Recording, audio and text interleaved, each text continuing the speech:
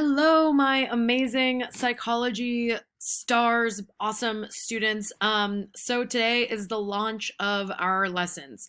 Um, so go ahead, get out a piece of notebook, paper, something to take notes on. I just want to try and get us as close to a sense of normalcy as possible. And the sooner that we make this normalcy like virtual, I think the better y'all will feel, the better I'll feel.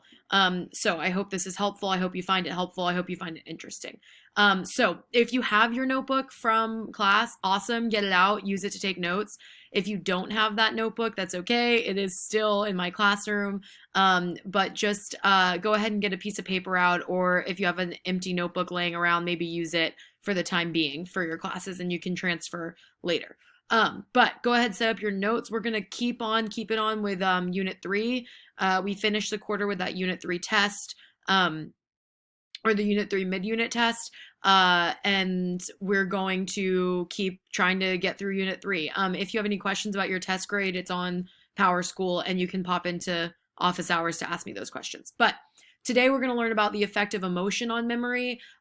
In short, we're learning about flashbulb memories, which we've talked about a little bit in class, but we haven't gotten to really go through it yet. So go ahead, set up your notes, effective emotion on memory, and then take a minute. You can pause the video to do this, but take a minute to write a few sentences about how do you think emotion impacts memory? Why do you think that? And if you have any personal examples of maybe emotion impacting your own memory.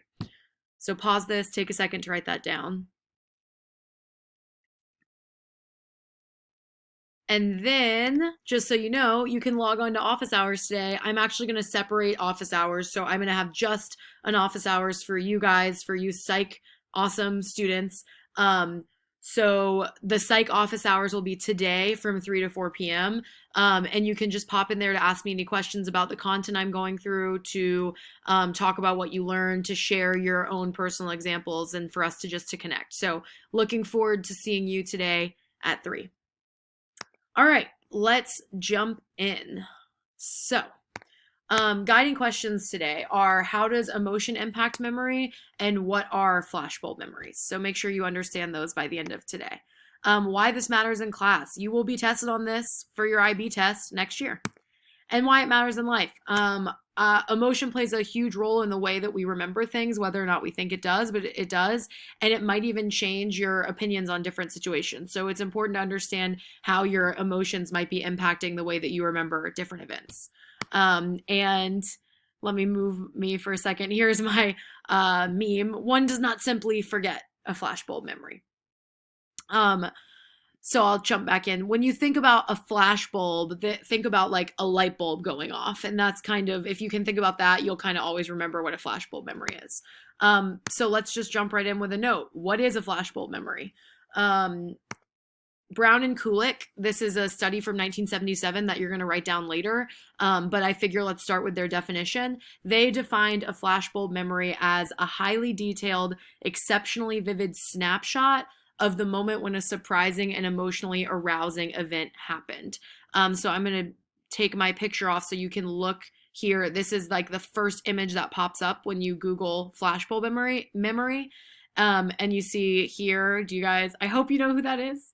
It's JFK. So thinking about the assassination of JFK, this is an image of the Challenger disaster that happened in the 90s. And then this is an image of 9/11. So these are commonly associated topics with a flashbulb memory for many people in the United States. Obviously, a lot of these events are United States specific. They all kind of are to an extent. But it's this idea of this emotionally vivid moment happened and you have a very highly detailed memory of it. So if you need to pause the video, take this note, do that, and then just click play again. So let's go ahead and see. This you don't necessarily need to write down if you've already written it down, because, well, you should have already written it down. We learned about nicer and harsh quite a while ago. This was a study that we learned about right before the mid-unit test. So if you forgot it and you want to write it down again, you can. It's just a good study to know when we're talking about flashbulb memories. So the aim of nicer and harsh was to determine whether or not flashbulb memories are subject to distortion. The method, they asked students directly after and 2.5 years after the Challenger disaster. The findings, they found that even flashbulb memories were susceptible to distortion because students lacked accuracy in their recall 2.5 years later. However, interestingly, students were extremely confident about their memories. So even though their memories were inaccurate, they were super confident that they were totally right. And an evaluation for this study was that it had a really high ecological validity. It was really naturalistic. And the findings have now been found to be transferable because we have seen similar results with memories on 9/11. A negative would be it had a pretty small sample size. There was only about 50 students in the study. So if you need to write down this study again, you can go ahead and write it down again, but you should already have it in your notes from a while ago. It's just a good study to remember for flashbulb memories. And remembering that even though Neisser and Harsh in 1992 found that hold on, go back. I messed that up. Even though the study we're about to learn from 1977 says that flashbulb memories are super, super accurate, we've actually found that they can also be distorted. Cool. Okay. So this is a little activity that you can do at home if you have time. Trying to find a good spot to put my face. If you have time, it's not like 100% required, but it could be cool and it could lead to some cool conversations in office hours. So if you have time this weekend, which you have a lot of time right now probably, then go ahead and do this. I'm calling it Remembering 9/11. It's an activity you can do at home with an adult in your house. I'm like all in the way. I'll just get rid of my face for a minute. So on Google Classroom, I linked a History Channel YouTube video about what happened on 9/11 because I know some of you might not remember. Well, you don't remember because you weren't born yet, but a lot of you might not know exactly what happened on 9/11, but you can go ahead and watch it. And that will give you a good baseline. And then I want you to be the psychologist. So at some point over the weekend, if you have time, ask one of the adults in your home the questions from the 9/11 interview script that I linked on Google Classroom and just write down their answers. And then during Tuesday's office hours, we can talk about everyone's data and see if you found any trends or see if we can find any trends in the study that we conducted. Again, this is not 100% required like the other activities today, but it just might be a fun thing to do this weekend, and it might help get your parents or your guardian's mind off of what's going on and you as well. So go ahead and do that this weekend if you have time. But let's jump into flashbulb memories. So Brown and Kulik, 1977, came up with the special mechanism hypothesis for flashbulb memories. So we already talked about the definition of a flashbulb memory, that idea that it's a very vivid, accurate snapshot of an emotionally charged time.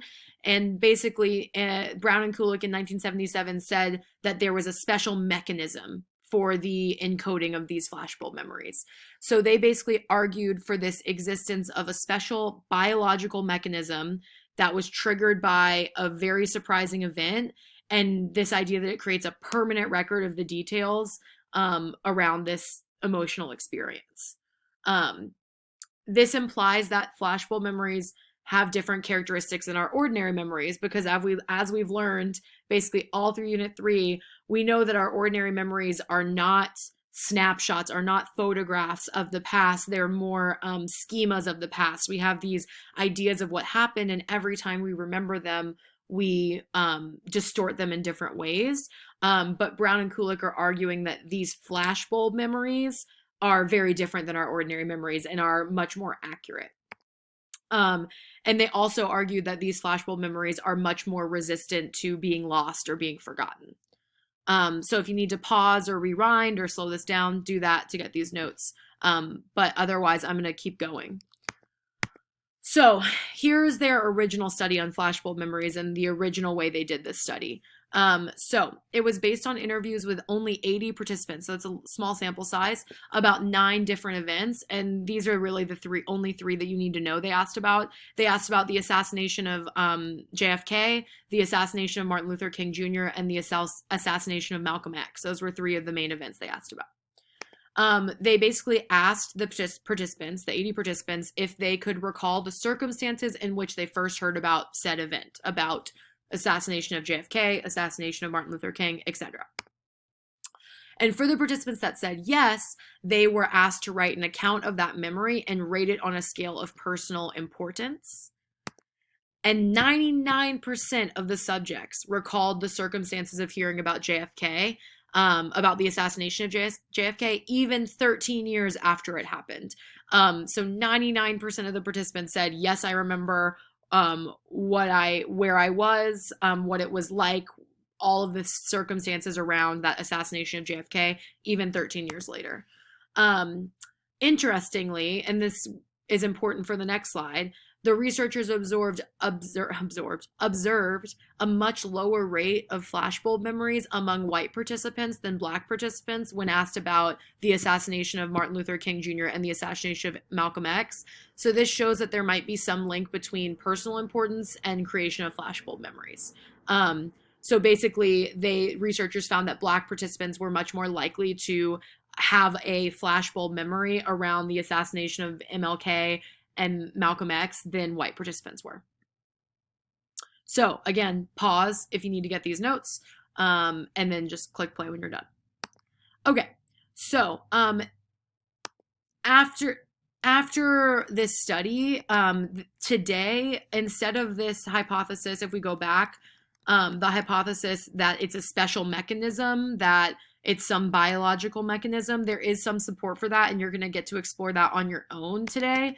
But more researchers have a more commonly accepted model is that it's an importance-driven model. So the idea that flashbulb memories are formed by people individually based on their own personal connections. So the importance-driven model, a really good example for what has recently happened in 2020, if we think about Kobe Bryant passing away, some people might have had a really intense emotional reaction to that because maybe they are really connected to Kobe Bryant, maybe they feel really connected to the NBA, etc. So they might have a flashbulb memory for that event happening versus someone who doesn't really watch sports. So that personal connection is really hypothesized to have an impact on whether or not you create a flashbulb memory. And you can also have flashbulb memories for things that happen in your own life. It doesn't have to be just a huge nationwide global event. It could be something that happens personally to you as well. And this is kind of supported by the finding from Brown and Kulik of MLK and Malcolm X having a higher rate of flashbulb memories in black participants than white participants, shows that there is some personal connection to whether or not you have that flashbulb memory. Okay, and I don't want to promise this is the last slide. I think there's one more after this. But here are some limitations of Brown and Kulik's study in 1977. The first, there is no way to determine if the memories stated by those participants are accurate. They were asking about the assassination of JFK, which happened in the 60s. So there's no way to go back in time and see if the participants actually were standing in their kitchen when they heard about the news. So that's a big, big limitation of the study. Another limitation would be the fact that these events had huge national importance. So demand characteristics like now I can't even remember, not the screw you effect, but the opposite of the screw you effect. So somebody comment on this and say what I'm trying to think of because I'm nervous about this video. But there are demand characteristics that could impact these results. So, if you ask a participant, do you remember the assassination of our president? They're going to be like, well, of course I do. Like, how could I forget that? It's such an important thing. So you might see participants kind of answering the way that the researchers want them to answer because of the nature of the event.